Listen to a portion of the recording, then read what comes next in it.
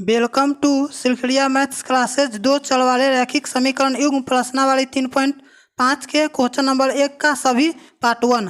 अभी हम NCERT maths 10th class के बिहार बोर्ड के प्रश्नावली 3.5 के पार्ट 1 वीडियो में क्वेश्चन नंबर 1 का अभी बता रहे हैं। यह मैथ बीटीबीसी का यानी एनसीईआरटी के बिहार बोर्ड 10th कक्षा के विद्यार्थी के लिए है। इससे पहले हमने क्या किया है, वास्तविक संख्याएं वाला जो चैप्टर है उसका पूरा वीडियो अपलोड कर चुके हैं। यह पूरा वीडियो जाकर हमारे यूट्यूब चैनल पर देख ले। बहुपद संबंधित भी क्वेश्चन का पूरा वीडियो बना चुके हैं। अब दो चर वाले रैखिक समीकरण का प्रश्नावली 3.5 चल रहा है। प्रश्नावली 3.5 में हमें वर्ज गुणन विधि से x और y का मान निकालना है। हमें दो चर वाले रैखिक समीकरण को 3 विधि से हल कर सकते हैं। फर्स्ट विधि है विलोपन विधि, उसके बाद विलोपन विधि, उसके बाद प्रतिस्थापन विधि, और तीसरा आज जो बता रहे हैं आपको वर्ज गुणन विधि। तो वर्ज गुणन विधि कैसे हम बनाते हैं पहले देख लीजिए। क्वेश्चन में लिखा हुआ है प्रश्नावली 3.5 में निम्न रैखिक समीकरणों के युग्म में से किसका एक अद्वितीय हल है। जिसका अद्वितीय हल होगा, किसका कोई हल नहीं है, यह अपरिमित रूप से अनेक हल, ये पहचानना है। किसका केवल एक हल है, किसका कोई हल नहीं है, और किसका अपरिमित रूप से अनेक हल है। अद्वितीय हल की स्थिति में उसे वर्ज गुणन विधि से हल ज्ञात करना है। तो पहले हम समझ लेते हैं वर्ज गुणन विधि क्या है, अद्वितीय हल कैसे पहचानते हैं, कोई हल नहीं है कैसे पहचानेंगे, अपरिमित रूप से हल है कैसे पहचानेंगे। इससे पहले भी बता चुके, एक बार आपको हम रिविजन करा देते हैं। तो पहले हम जानते हैं दो चर वाले जो रैखिक समीकरण युग्म होते हैं, दो चर वाले रैखिक समीकरण युग्म का सामान्य या व्यापक रूप a1x plus b1y plus c1 बराबर 0 होता है। दूसरा का a2x plus b2y plus c2 equal to 0 होता है। जिसे हम दो चर वाले रैखिक समीकरण का यह व्यापक रूप हो गया। दो चर वाले रैखिक समीकरण के व्यापक रूप है, इसको हम 3 स्थिति में पहचानेंगे। सबसे पहला कंडीशन है यदि a1 बट्टा a2 बराबर नहीं है b1 बट्टा b2 तो समीकरण युग्म अविरोधी होगा, रेखाएं प्रतिच्छेदी होगा, केवल एक हल होगा। केवल एक हल को ही हम अद्वितीय हल भी कहते हैं। केवल एक हल का नाम ही क्या है, अद्वितीय हल। तो जिसका अद्वितीय हल होगा उसे हमें वर्ज गुणन विधि से हल निकालना है। दूसरा कंडीशन है यदि a1 बट्टा a2 बराबर b1 बट्टा b2 बराबर नहीं है c1 बट्टा c2 तो इसका कोई हल नहीं होगा। तीसरा नियम है यदि a1 बट्टा a2 बराबर b1 बट्टा b2 बराबर c1 बट्टा c2 तो इसका अनंत हल होगा, यानी अनगिनत हल होगा या अपरिमित रूप से अनेक हल होगा। तो वर्ज गुणन विधि से किसी भी सॉल्यूशन को हल हम कब करना है, जब हम जानते हैं a1 बट्टा a2 बराबर नहीं होगा b1 बट्टा b2 तो इसे हमें वर्ज गुणन विधि से हल करना है। इसे ही हम क्या कहते हैं, अद्वितीय हल कहते हैं। तो वर्ज गुणन विधि से बनाने का एक साधारण क्या है तरीका से हम आपको बताते हैं, जिसके आप ध्यान से एक बार इसको देख लीजिए। वर्ज गुणन विधि पहले लिख लेंगे दो चर वाले रैखिक समीकरण का सामान्य या व्यापक रूप होता है a1x plus b1y plus c1 equal to 0। दूसरा इक्वेशन होगा a2x plus b2y plus c1 equal to 0। इसे कब हम वर्ज गुणन विधि से बनाएंगे, जब कंडीशन a1 बट्टा a2 बराबर नहीं होगा b1 बट्टा b2। तो वर्ज गुणन विधि से हल करने के लिए हम क्या करेंगे इसे देख लीजिए। लिख लेंगे वर्ज गुणन विधि से। तो वर्ज गुणन विधि से लिखकर उसके बाद हम क्या करेंगे, एक्स वाई और एक कांस्टेंट टर्म दिया हुआ यानी अचल पद, तो एक साथ हम x लिख लेंगे, उसके बट्टा फिर बराबर लिख लेंगे, माइनस y लिखेंगे, फिर बराबर देकर अब उसके बाद ऊपर 1 लिख लेंगे, फिर नीचा चिन्ह पाल देंगे। x लिख लिए बराबर माइनस y फिर 1। अब x के नीचे हमें क्या लिखना है, जब x के नीचे कोई जो बात लिखना होगा तो हम x वाला जो है इसको हम क्या करेंगे, ढक देंगे। x वाला को क्या किए, ढक दिए। जब x वाला को ढकेंगे तो b1 को हम c2 से गुना करेंगे, ऐसे गुना करके लिखेंगे। तो b1 को c1 से गुना करेंगे b1 को, तब b1 इंटू c1 हो जाएगा। फिर जब ऐसे गुना करेंगे तो माइनस में लेंगे तो क्या हो जाएगा, minus b2 into c1। X के नीचे लिख लिए। एक्स के नीचे लिखने के लिए b1 को c1 से ऐसे गुना किए और यहाँ लिख दिए, फिर माइनस, फिर ऐसे गुना करके b2 को c1 से हम लिख दिए। यहाँ c2 होता, तो हम क्या करेंगे b1 इंटू यहाँ भी हो जाएगा c2 और ऐसे गुना किए तो b2 इंटू c1 हो गया। अब हमें y के नीचे लिखना है तो y को क्या करेंगे ढक देंगे। जब y को ढकेंगे तो a1 a2 c1 c2, तो फिर ऐसे गुना करेंगे, a1 को c2 से गुना करेंगे तो a1 इंटू c2, अब माइनस फिर ऐसे गुना करेंगे तो a2 c1 हो जाएगा। अब हमें एक के नीचे लिखना है तो c को यानी अचल पद को ढक देंगे। अब बच जाएगा a1 a2 b1 b2, फिर ऐसे गुना करेंगे, यहाँ हो जाएगा a1 इंटू b2, फिर माइनस, फिर a2 b1 हो जाएगा, a2 b1 लिख लिए। अब हम देख रहे हैं इतना तीनों आपस में बराबर है, तो हम क्या करेंगे फर्स्ट को राष्ट्र के बराबर ले लेंगे, फिर सेकेंड को भी राष्ट्र के बराबर ले लेंगे। तो लिख लेते हैं एक लाइन यहाँ, x बट्टा b1 c2 minus b2 c1 is equal to, फिर 1 बट्टा a1 b2 minus a2 b1 ले लेंगे, तथा y के बराबर हम क्या करेंगे माइनस y के बराबर y बट्टा a1 c2 minus a2 c1 बराबर 1 बट्टा a1 b2 minus a2 b1। जब यहाँ हम x का मान निकालेंगे तो यहाँ x इज इक्वल टू जो नीचे है ऊपर चला जाएगा, तो हो जाएगा ऊपर b1 c2 minus b2 c1 बट्टा में a1 b2 minus a2 b1 हो जाएगा। फिर यहाँ y का मान निकालेंगे तो minus y is equal to यहाँ हो जाएगा ऊपर चला जाएगा, तो a1 c2 minus a2 c1 बट्टा में वही रहेगा a1 b2 minus a2 b1। चलिए हम अब आपको क्वेश्चन पर बताते हैं कि कैसे बनाएंगे वर्ग गुणन विधि से। तो एक बार देख लीजिए क्वेश्चन, पहले क्वेश्चन में तो हम पहचान लेंगे इसका अनगिनत हल है या कोई हल नहीं है क्या है, उसके बाद अद्वितीय हल होने की स्थिति में क्या करेंगे इसको हम बनाएंगे। यह क्वेश्चन दिया हुआ है x minus 3y minus 3 is equal to 0, 3x minus 9y minus 2 is equal to 0। तो यहाँ हम देख लेते हैं x का गुणांक कुछ भी नहीं है तो 1 होगा, तो a1 के मान 1 हो जाएगा, b1 के मान माइनस 3 होगा और c1 के मान भी माइनस 3 होगा। दूसरा समीकरण में a2 के मान 3 हो जाएगा, b2 के मान माइनस 9 होगा और c2 के मान माइनस 2 होगा। तो हम a1 बट्टा a2 निकाल लेते हैं, तो a1 बट्टा a2 तो 1 बट्टा 3, फिर b1 बट्टा b2 निकाल लेते हैं, तो b1 के मान माइनस 3 है और माइनस 9 है, 3 3 9 कट जाएगा 3 बार में, तो 1 बट्टा 3 आ जाएगा, माइनस से माइनस कट गया। उसके बाद c1 बट्टा c2 निकाल लेते हैं, तो माइनस 3 बट्टा माइनस 2, माइनस से माइनस कट जाएगा 3 बट्टा 2।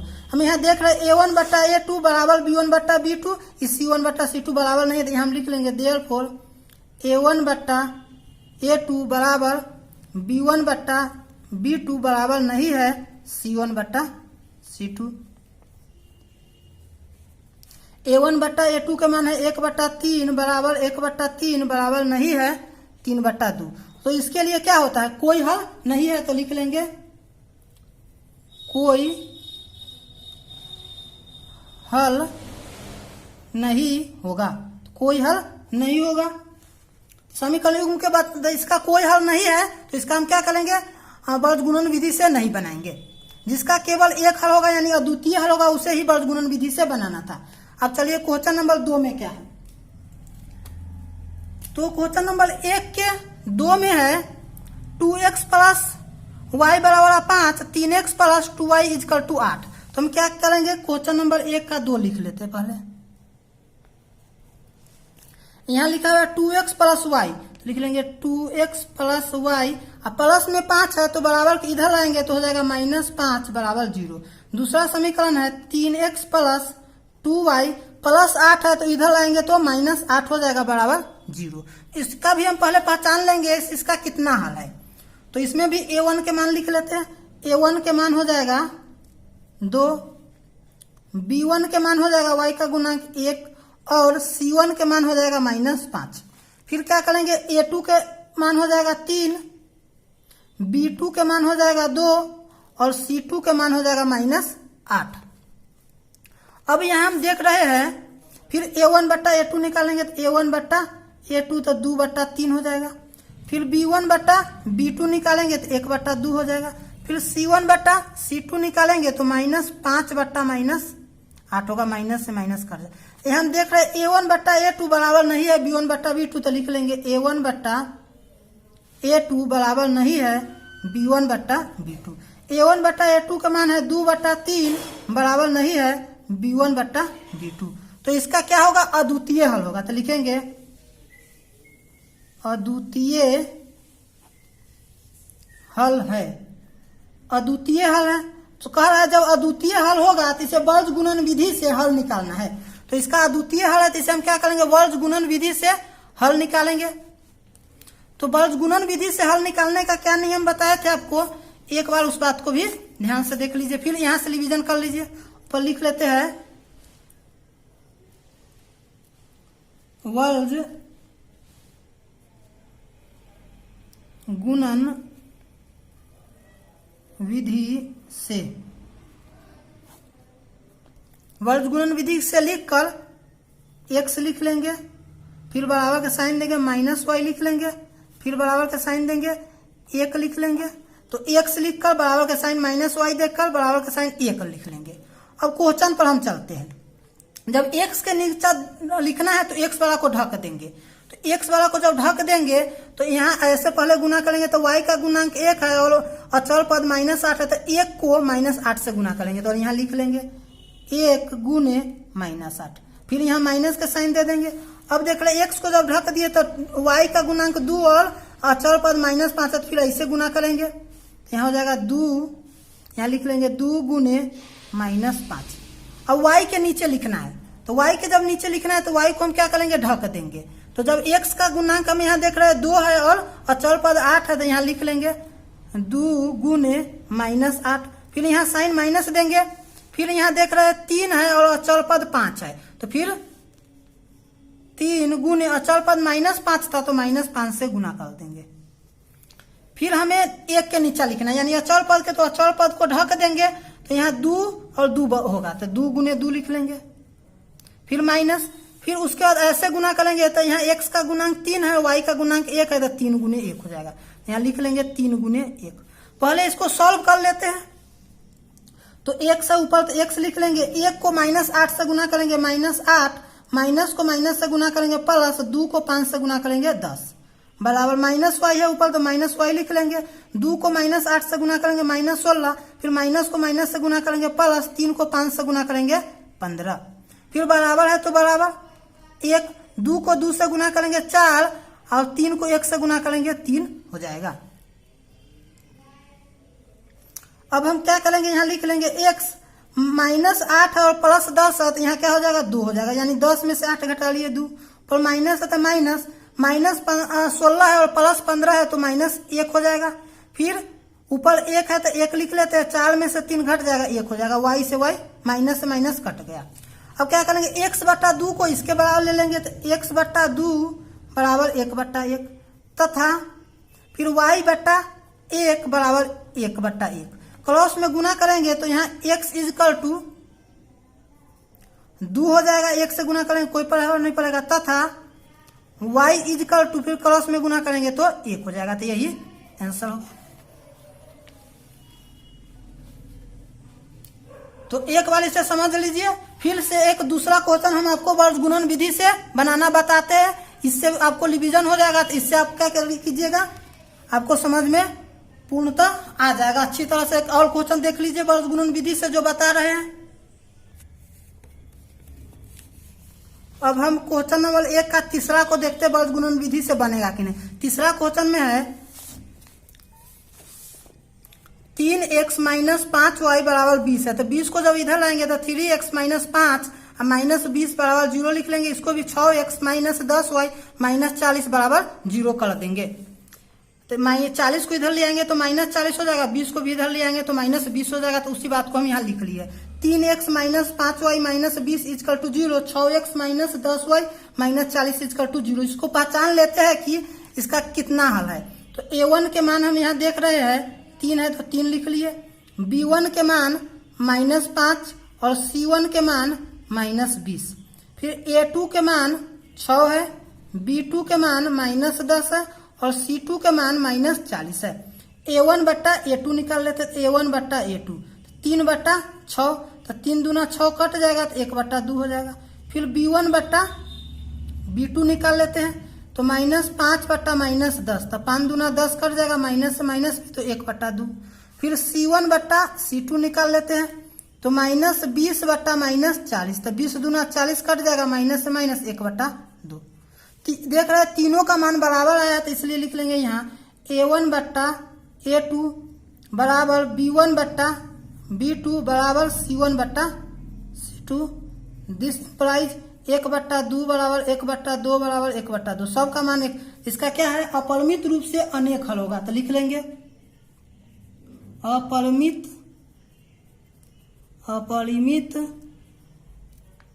रूप से अनेक हल है। अपरिमित रूप से अनेक हल है तो इसका भी अपरिमित रूप से अनेक हल है तो बर्ज गुणन विधि से नहीं इसको बनाएंगे। जिसका केवल एक हल होगा यानी अद्वितीय हल होगा उसे ही हमें बर्ज गुणन विधि से बनाना है। तो क्वेश्चन नंबर 1 का चाल को अब देख लेते हैं। क्वेश्चन नंबर 4 में है x - 3y - 7 बराबर 0। तो यहाँ लिख लेंगे x - 3y - 7 बराबर 0। दूसरा है 3x - 3y - 15 बराबर 0। इसका भी हम पहचान लेते हैं पहले कितना हल है, उसके बाद क्या करेंगे बनाएंगे। तो A1 के मान 1 है तो A1 के मान 1 लिख लेंगे। B1 के मान -3, C1 के मान -7, A2 के मान 3, B2 के मान -3 है और C2 के मान -15 है। फिर A1 बट्टा A2 लिख लेते हैं तो 1 बट्टा 3 हो जाएगा। फिर B1 बट्टा B2 लिख लेते हैं तो -3 बट्टा -3 तो माइनस से माइनस कट जाएगा, 3 से 3 1। अब यहाँ देख रहे हैं A1 बट्टा A2 बराबर नहीं है B1 बट्टा B2 क्योंकि इसका मान 1 बट्टा 3 है, इसका मान 1 है तो आगे हम C1 का काम ही नहीं करेंगे तो यहाँ ही डायरेक्ट लिख लेंगे। देयरफॉर A1 बट्टा A2 बराबर नहीं है B1 बट्टा B2। A1 बट्टा A2 का मान है 1 बट्टा 3 बराबर नहीं है 1 तो इसका अद्वितीय हल लिख लेंगे। अद्वितीय हल है, अद्वितीय हल को ही केवल एक हल भी कहा जाता है। अब इसका अद्वितीय हल है तो इसे हमें बर्ज गुणन विधि से बनाना है। एक बार और देख लीजिए, बर्ज गुणन विधि एकदम आसान विधि है, केवल समझने की बात है। तो क्या करेंगे, सबसे पहले ऊपर x लिख लेंगे बट्टा, बराबर का साइन दे देंगे, फिर -y लिख लेंगे बट्टा, फिर बराबर का साइन दे देंगे, 1 लिख लेंगे। ऊपर लिख लेते हैं बर्ज गुणन विधि से, बर्ज गुणन विधि से। तो बर्ज गुणन विधि से x बट्टा में कुछ भी नहीं लिखे है, फिर बराबर -y बट्टा में कुछ नहीं लिखे, 1 बट्टा में कुछ नहीं लिखे। अब देखिए x के नीचे हमें कुछ लिखना है तो x के नीचे यहाँ जो लिखना है तो x वाला को क्या करेंगे, ढक देंगे। तो x को जब ढक दिए तो -3y का गुना करो, 15 है तो दोनों को गुना कर देंगे तो यहाँ लिख लेंगे -3 गुने -15। जब ऐसे गुना करते हैं तो यहाँ साइन माइनस हो जाएगा तो माइनस, फिर यहाँ -3 गुने -7 हो जाएगा। जब y के नीचे लिखना है तो y वाला को ढक देंगे।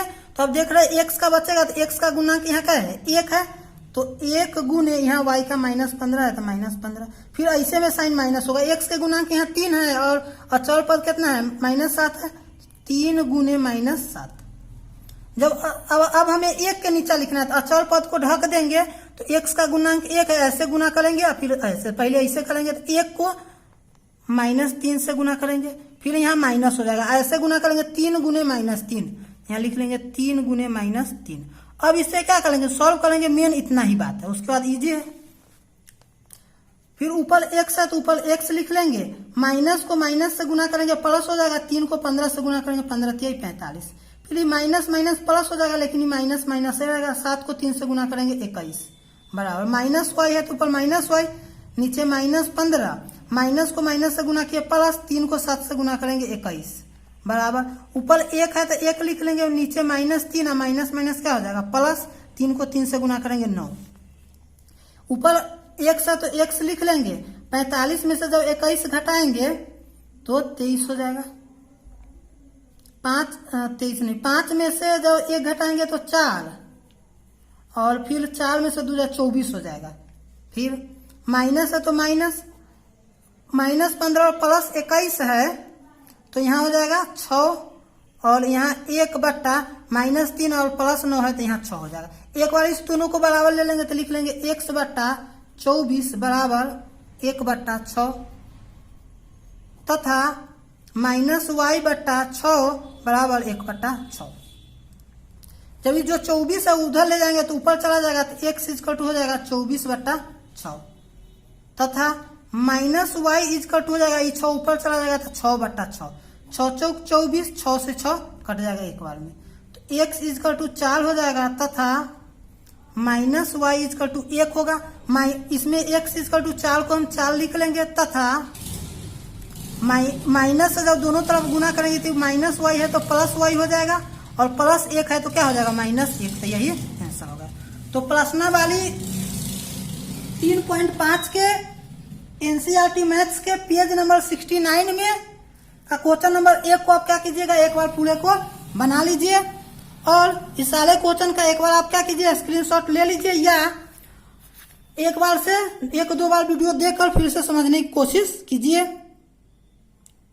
आप अपनी राय इस वीडियो के बारे में आप अपनी राय नीचे कमेंट सेक्शन में जरूर बताएं और इस वीडियो को अपने दोस्तों के साथ शेयर करें।